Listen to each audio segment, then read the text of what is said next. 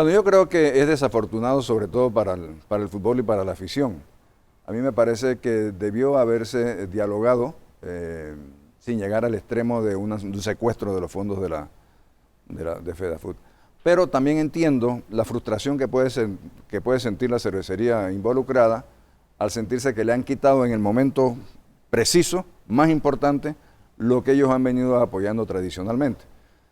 Pero mire, yo he oído ambas partes, quisiera que se sentaran a dialogar y ojalá se llegue a un acuerdo, porque no beneficia a nadie esta discusión, y mucho menos teniendo juegos y teniendo en México en los próximos días, no poder practicar.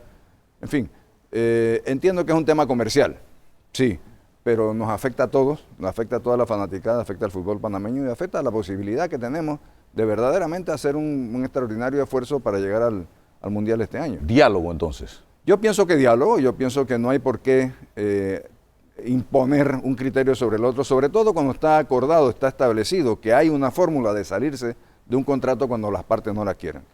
Había una fórmula que era simplemente recompensarle a la cervecería la totalidad del contrato y arreglar la compensación por no haber recibido las ganancias que iban a recibir en el futuro. Me parece que esa cifra que han puesto ellos, bueno, sabrán por qué la pusieron, pero ese es justamente el punto que tienen que conversar y debatir. Bien, presidente, por acá la Estrella de Panamá Online amanece hoy con esta publicación interesante y me gustaría conocer su opinión como expresidente de la República. Miren ustedes lo que aparece hoy.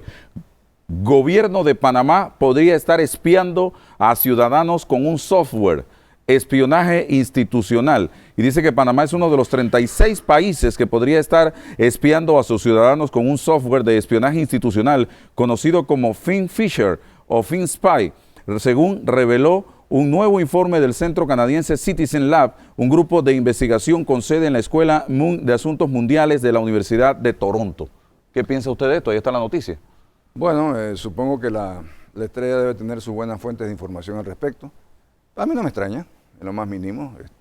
Creo que esta es una administración que se ha excedido muchísimo en muchos de estos temas particulares y sobre todo en respetar a sus ciudadanos. Yo creo que evidentemente la tecnología existe para poder evitar y perseguir el delito, pero a cualquier ciudadano le tienen pinchado un teléfono, o se dice que le tienen pinchado un teléfono, a cualquier ciudadano le ponen cámaras de vigilancia. A mí me parece que se han excedido y no me extraña, en lo más mínimo, que se esté usando este software y sobre todo con una noticia tan seria como la que publica la Estrella de Panamá. Así es que, bueno, Álvaro, ¿qué te puedo decir yo? Yo creo que se ha excedido el rango de lo que es posible y lo que es deseable en una democracia en cuanto a las actividades del Consejo de Seguridad o quien sea que está haciendo este pinchamiento o estos seguimientos, y ojalá se rectifique prontamente, porque es totalmente ilegal, injustificado desde todo punto de vista y una intromisión indeseable en la privacidad de todos los ciudadanos. ¿Usted ha sido víctima de este tipo?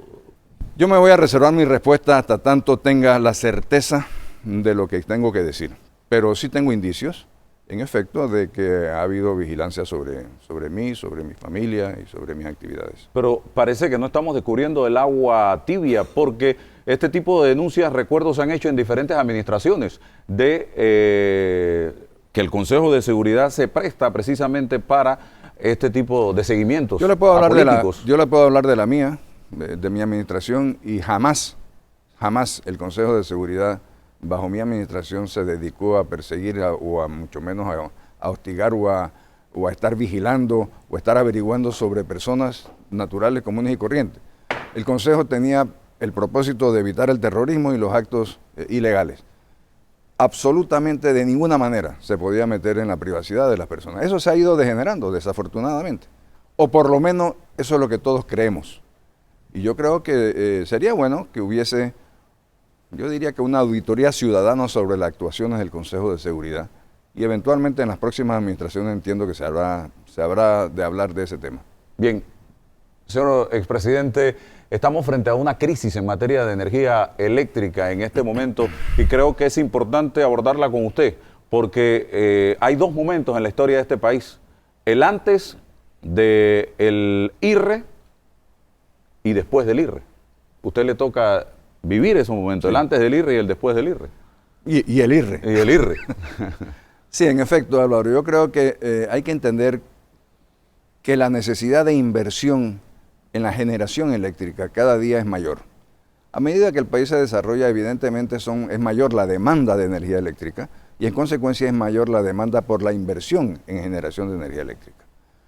Esa es una de las razones por las cuales en aquel momento, en los años, a finales de los años 90, a finales de los años, sí, por ahí, se estableció el mecanismo de privatizar las empresas estatales, particularmente lo que se llaman las utilidades, es decir, telefonía, electricidad y agua. Porque el Estado como tal no tenía la capacidad para invertir en los tres lo suficiente para proveer un servicio adecuado a precios adecuados a la ciudadanía. Mire usted, esta situación de racionamiento que se da ahora por falta de lluvia, que no es otra cosa que por eso, porque sí se ha venido haciendo una gran cantidad de inversión en la generación eléctrica. Esa situación nos la encontramos nosotros cuando empezamos en el 94 nuestra administración, pero por falta de inversión anterior en el IRRE. El IRRE simplemente dejó de invertir, no tenía capacidad de inversión y no se hicieron las construcciones necesarias para generar electricidad. Yo lo pongo de esta manera. Si nosotros hubiéramos podido hacer en aquel momento, que no lo pude hacer, con el IDAN lo que había que hacer, una estructura que no era la de privatización, pero era una estructura diferente, nuestro concepto era diferente, al día de hoy no tuviéramos el problema de agua que usted vive todos los días, igual que todos los panameños, y que salen todos los días a protestar a las calles, a la carretera y a cerrar los pasos. Pero el que se atreve a privatizar el IDAN se cae, el gobierno que Pero se atreve no es privatizarlo, hay que buscar el mecanismo y la estructura que le permita al IDAN proveer un servicio adecuado a precios adecuados. Eso no lo tenemos.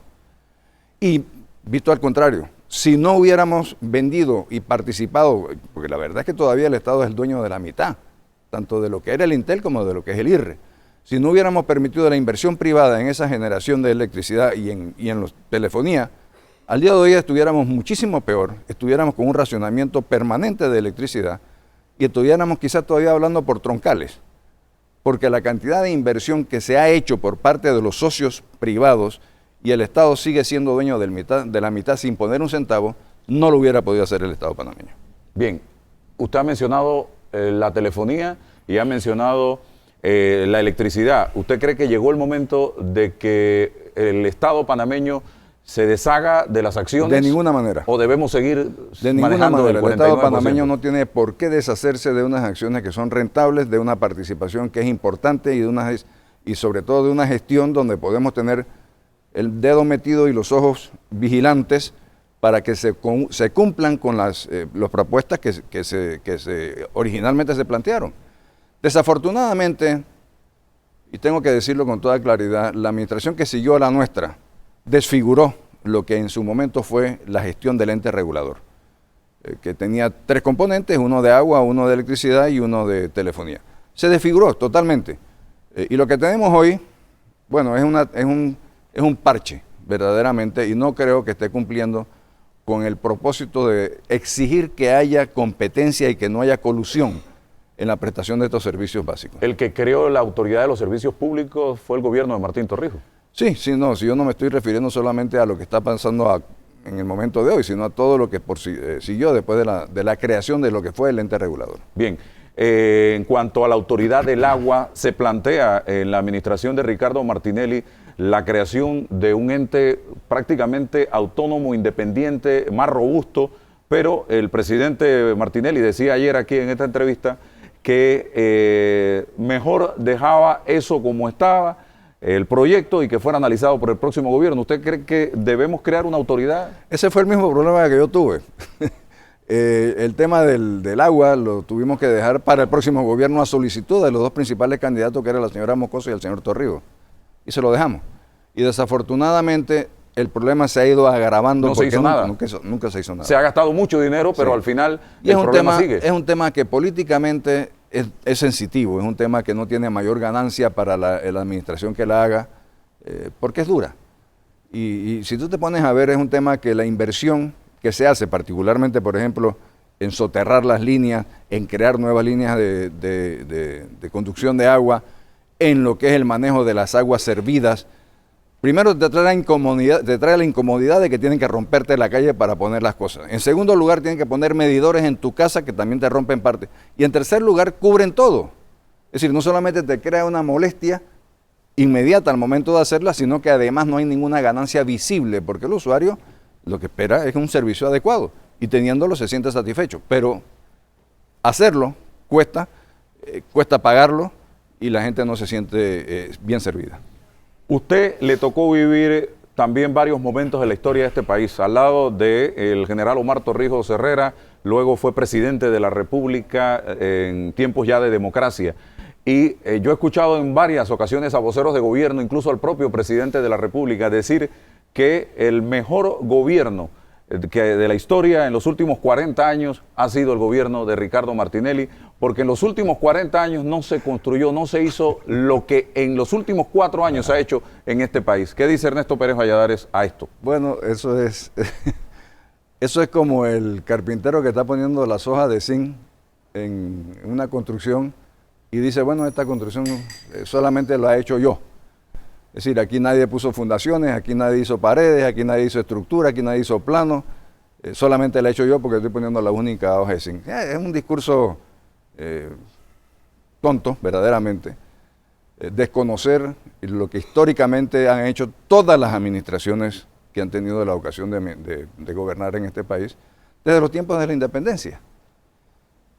Negar nuestra estructura institucional de tantísimos años es una crasa ignorancia, pues simplemente demagogia. ¿Sí ha hecho mucho los otros gobiernos? Por supuesto que sí. Lo que pasa es que hubo cosas que se pospusieron injustificadamente y que afortunadamente esta administración la está haciendo, porque eran cosas necesarias. Podemos entrar a cuestionar, por supuesto, el sobrecosto o los costos de las cosas que se están haciendo, pero eran cosas que estaban postergadas y que había que hacer. Me pregunta un televidente, ¿cuál es la relación Ernesto Pérez Valladares, Ricardo Martinelli en este momento? Ninguna, de ningún tipo. ¿Ustedes fueron amigos? Yo tengo que decir que Ricardo participó, el actual presidente, el presidente Martinelli participó por algunos tiempos, por algunos meses en mi administración. Sí, ayudó a mi campaña, sí, ayudó incluso en el tema de la reelección. Pero amigo de sentarme a conversar y a tomar trago o a comer, no, nunca. Ni nuestras familias han sido amigos. Tampoco puedo decir que es mi enemigo, es simplemente un conocido. La reelección fue planteada por usted durante su administración. Y rechazada. Y rechazada por el pueblo panameño. Usted hoy se mantiene en esa creencia de la necesidad de la reelección. No es necesidad, yo creo que es una opción y es una alternativa que como país debiéramos darnos. Eso es diferente a quien le toque o a quien no le toque ir a una reelección. Yo estoy de acuerdo con la institución de la reelección. Yo jamás votaría por una reelección de Martinelli. Son dos cosas muy diferentes. Pero hay que dejarle al pueblo la... Pero por supuesto, déjele a usted al pueblo la decisión final de si quiere o no que un gobierno continúe. Me parece que es amarrarnos las manos, pero ese es un tema que ya pasó. Es un tema que en varias ocasiones se ha consultado, se ha visto, se ha propuesto en encuestas y fuimos a un referéndum y fue ampliamente derrotado. Si la gente en Panamá no quiere, no está dispuesta, no acepta una reelección. Pero la gente no acepta la reelección en base a figuras o en base a la misma institución. Yo creo que es en base a la misma institución. El panameño le gusta, tú sabes, muy típico, ya tú tuviste tu chance, dale chance a otro, que es una mentalidad un poquito peligrosa, pero bueno, es la mentalidad nuestra. Balance de Ernesto Pérez Valladares sobre lo que ha sido estos prácticamente 4 años de gobierno de cambio democrático. Tú me quieres meter de todos modos a hablar de política de ese tipo, pero Álvaro, no es mi especialidad. La política. Pero bueno, yo te digo algo, muchas obras necesarias, mucho cuestionamiento sobre los costos de las obras, un gran irrespeto a la institucionalidad, una sumisión de los órganos del Estado al Ejecutivo y una gran capacidad de decir cosas que no son ciertas. ¿Su pronóstico para el 2014? El PRD debe ganar de aquí a China, o sea, eso no hay ni siquiera que dudarlo. ¿Con o sin alianza? Las alianzas son necesarias cuando tú, como lo tuvo que hacer el presidente Martinelli con los señores del panameñismo, del señor Varela, cuando tú estás marginalmente al borde y necesitas el impulso, el apoyo, el caudal de otra fuerza para ganar. Pero las propias encuestas de ustedes, de Ipsos, por ejemplo, ponen, si tú sumas a los 3 precandidatos más importantes del CD, no llegan a la mitad de la preferencia que tiene el actual candidato del PRD. En abril, decía Ricardo Martinelli ayer, del 2008, él no aparecía en las páginas amarillas. Sí, es verdad. En septiembre todavía Balbina Herrera era la presidenta de la República. Pero estamos hablando del día de hoy. Dentro de un año, quién sabe qué es lo que va a pasar. Pero yo dudo muchísimo que con la incomodidad que existe por muchísimas causas, el transporte, la falta de agua, en fin, todo lo que tú todos los días manejas, yo dudo mucho que haya ninguna posibilidad de que el gobierno pueda repetir en primer lugar. Y en segundo lugar, es muy difícil para los panameñistas y particularmente para el señor Varela, el señor vicepresidente, despejarse, quitarse del medio aquello de que él por 26 meses estuvo en alianza en gobierno y que por causa de los panameñistas y por causa de él, el actual gobernante es gobierno. Su olfato político le lleva a pensar que alguno de esos 3 candidatos que van arriba en las encuestas en Cambio Democrático pudiera llegar a ser el candidato presidencial o pudiera venir otra figura de afuera. A mí me parece que si se respetan las reglas del juego, si se respetan, uno de los 3 va a ser el candidato del CD. ¿Y cuál de los 3? Bueno, es indiferente, pero uno de los 3 debería ser el candidato del CD. Y Alberto Vallarino no lo ve. Bueno, si hubiese corrido o si hay una alianza y lo postula uno de los partidos de su alianza y el candidato del CD cede la cabeza o cede, puede ser perfectamente bien también candidato de alguno de los partidos con que se alíe el gobierno. ¿Las candidaturas independientes no tienen cabida en Panamá? Yo creo que las candidaturas independientes, la estructura política nuestra es la participación política a través de partidos. Y no está diseñada para que haya candidaturas independientes sin una estructura partidaria. Y es muy difícil, no solamente en este país, en cualquier país, una candidatura entre comillas independiente sin que haya una estructura de partido que la respalde. Puede empezarse como una candidatura independiente y al final del cuenta acaban montando una estructura similar o igual a la de un partido político y se convierte en un partido político. ¿Vamos por el camino correcto o estamos cometiendo errores? Y me refiero a la clase política panameña, porque si usted hace un balance de la percepción que existe de la ciudadanía hacia los políticos, es prácticamente nula la percepción positiva. La gente no quiere saber de los políticos. Yo tengo problemas con ese término de clase política. Yo creo que te lo he comentado antes. Porque a mí me parece que políticos somos todos los que tenemos intereses en el bien del país, en el caminar del país, en el actuar del país. Política partidista es otra cosa y politiquería es otra cosa. Yo pienso que el camino por el que vamos no es del todo el adecuado. Se han hecho cosas buenas, es innegable que se han hecho cosas buenas, no solamente de esta administración, de las administraciones pasadas también, de signos diferentes. Pero a mí me parece que nuestra propuesta política, la del Partido Revolucionario Democrático, es una rectificación del rumbo hacia otras cosas.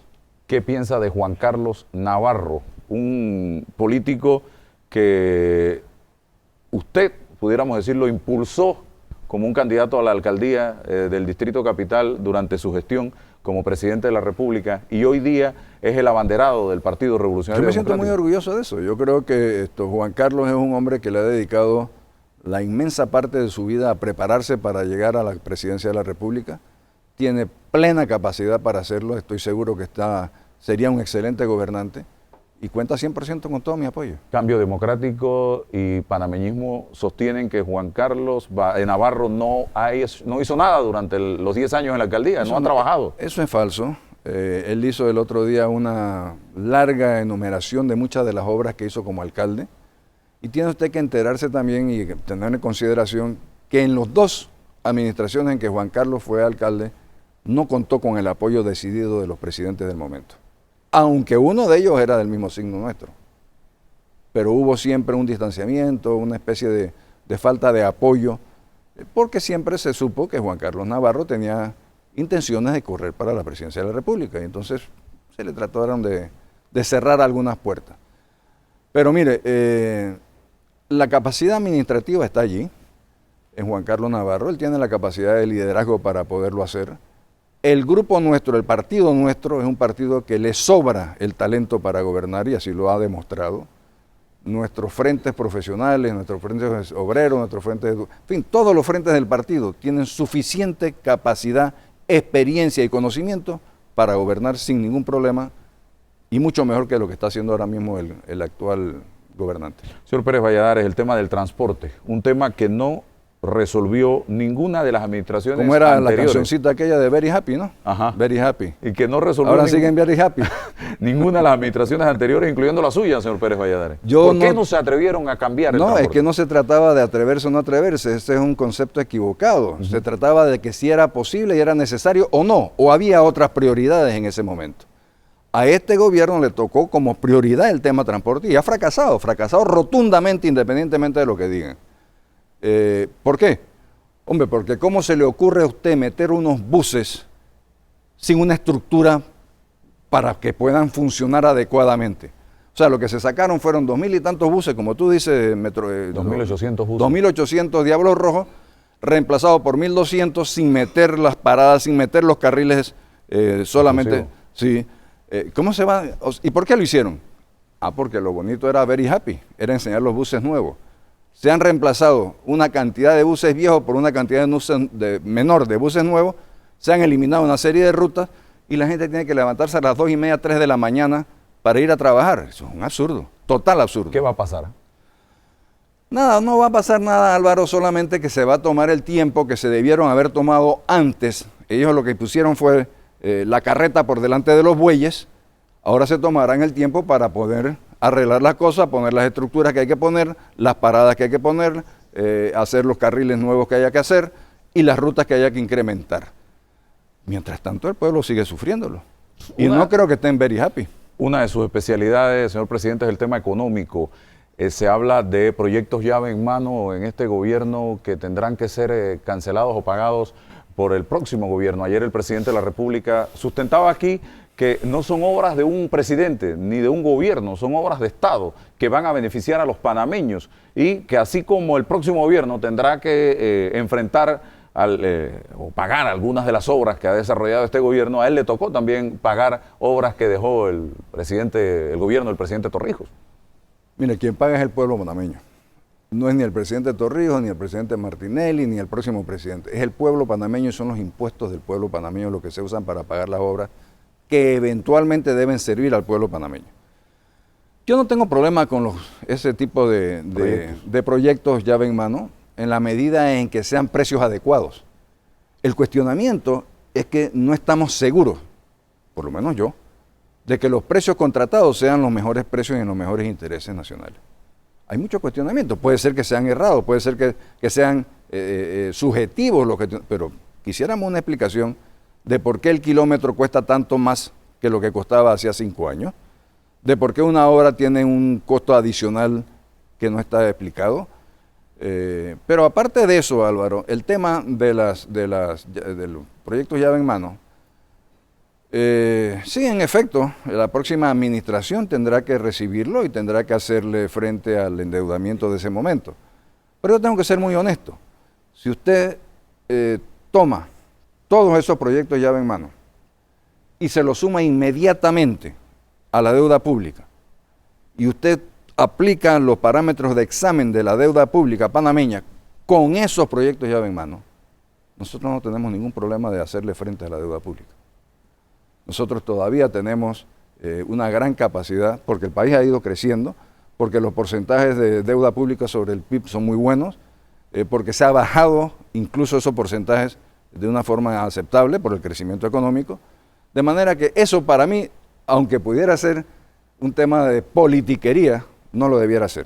Es un tema de obras que son necesarias, que se han hecho. Vuelvo a cuestionar los costos, pero el tema del endeudamiento a mí no me preocupa en lo más mínimo. ¿Qué pudiera usted destacar positivo de Ricardo Martinelli como presidente? Yo creo que el presidente Martinelli tiene la virtud de hacer muchas cosas, de ejecutar, de ser un ejecutivo. Creo que, contrario a otros gobiernos, le dio mucho impulso a esa gestión de él, a esa necesidad de cumplir con muchas cosas a la vez. Aunque eso nos trae alguna calamidad en el tráfico, qué sé yo, pero son cosas, reitero, que son necesarias, que estaban postergadas, lastimosamente, y que el presidente Martinelli la ha impulsado con una gran velocidad. Tenemos del 89 hasta parte 23, 24 años de vida democrática. ¿Usted cree que hemos sido efectivos como país en la lucha contra la corrupción? Y me refiero a los gobiernos que desde el 89 a esta parte han administrado el país. Mire, yo pienso que sí, Álvaro. Yo en eso soy contrario al sentimiento de mucha gente. Mucha gente vive de la leyenda urbana, del cuento y de la suposición de que el gobierno o el gobernante o el ministro o el viceministro o el funcionario es deshonesto. Honestamente, yo asumo la posición contraria. Yo asumo que la gente es honesta hasta que me prueben lo contrario.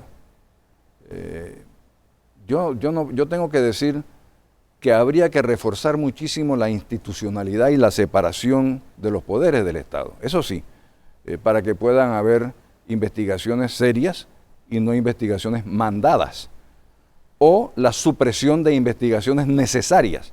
Eso hay que hacerlo. Pero que la democracia, los años de democracia que tenemos, haya el país caminado adecuadamente en perfeccionar su sistema, sí, yo creo que sí. Me enseñaron en la escuela secundaria hace poco que hace poco, que hay 3 órganos del Estado: el legislativo, el ejecutivo y el judicial. Ya hemos hablado un poco del trabajo que ha estado realizando el gobierno, que básicamente es el órgano ejecutivo. ¿Cómo evalúa usted la justicia en este país en este momento?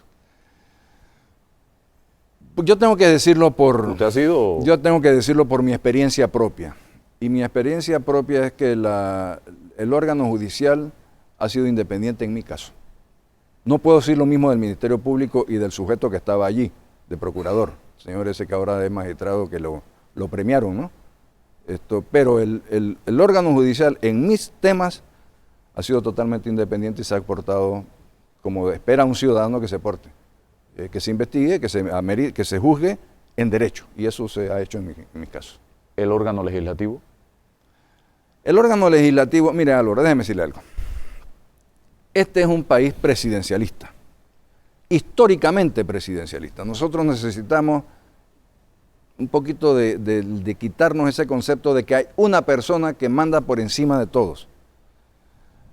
Y para hacer eso, yo en mi experiencia particular tuve que tener la disciplina de no inmiscuirme y de rehusar inmiscuirme. Yo me acuerdo perfectamente bien la cantidad de veces que a mí me fueron a preguntar, o que me reunía con la bancada de mi partido, cosa que hacía con regularidad en los desayunos, y me preguntaban sobre quién debía ser el próximo presidente. Y para mí era exactamente igual que fuera uno u otro, siempre y cuando fuera una persona de nuestra bancada, de nuestro partido.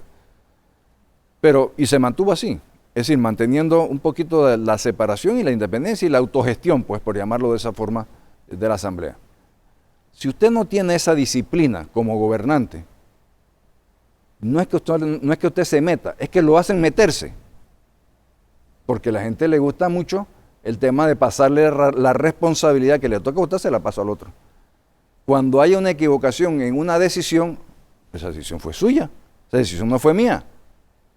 Entonces, yo creo que necesitamos, en mi concepto, una refundación de los órganos del Estado para rebalancear mejor, vía una constituyente, vía algún mecanismo de esto, para rebalancear mejor los poderes del Estado, quitarnos un poco de ese presidencialismo y darle un poco más de poder, sobre todo al órgano. ¿Y qué hacemos con las partidas circuitales? Eliminarlas, yo creo que eso hay que eliminarlo.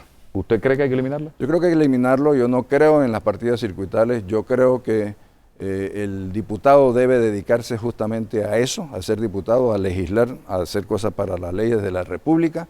Y el representante de corregimiento debe dedicarse a solucionar los problemas de la comunidad.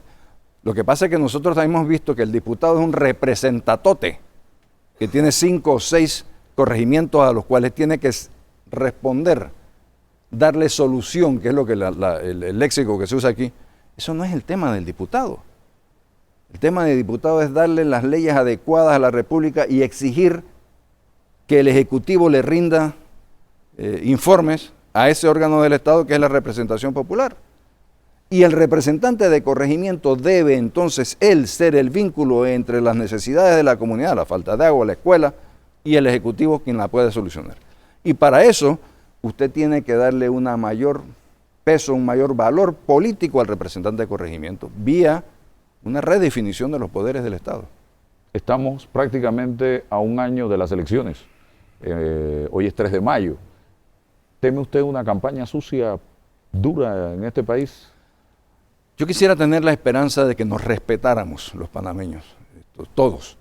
Porque una campaña sucia que denigra a una persona es un irrespeto a la persona y a su familia, pero también al pueblo panameño. Yo creo que nosotros necesitamos una campaña de propuestas serias, de cosas que verdaderamente se puedan hacer, de no estarnos dibujando cosas totalmente irrealizables y dentro de los parámetros de respeto y de decencia, como han sido las campañas anteriores, excepción hecha de la última. Si tu pregunta es si tengo temor que esa última se pueda repetir, sí, yo tengo temor que esa última se pueda repetir. Ojalá que quienes tienen la idea de hacer estas campañas sucias sean denunciados en su momento, sean castigados moralmente, sobre todo por el pueblo panameño con su voto, y descartemos ese mecanismo denigrante que es una campaña sucia para la participación pública. Política. ¿Ernesto Pérez Valladares se mantiene en la política o...? No, yo soy un observador a distancia. Ahora va a de la ver los toros de la Barrera. Un toro viendo a los toros de la Barrera. Bueno, siempre uno está ahí cercadito, pegadito a la barrera viéndolo, pero y ayudando en lo que pueda ayudar a la gente de mi partido, por supuesto, dándole mis opiniones cuando me las soliciten, tratando de apoyar en lo que me pidan apoyar. Yo soy un ciudadano más, Álvaro, con una experiencia y un agradecimiento a mi pueblo por haberme permitido gobernar por 5 años. Pero reitero, yo no soy de la clase política, yo no creo que eso existe. Yo tengo inquietudes políticas como tengo inquietudes ciudadanas, como la tiene cualquier ciudadano. Y si puedo ayudar a solucionarlas, lo haría. Lo estoy haciendo, ayudando, empujando, opinando, debatiendo con la gente del PRD y con otros que quieran hacerlo. Y ese me parece que es el mejor apoyo que yo puedo hacer, volcando mi experiencia y mis conocimientos al mejorar la situación del país.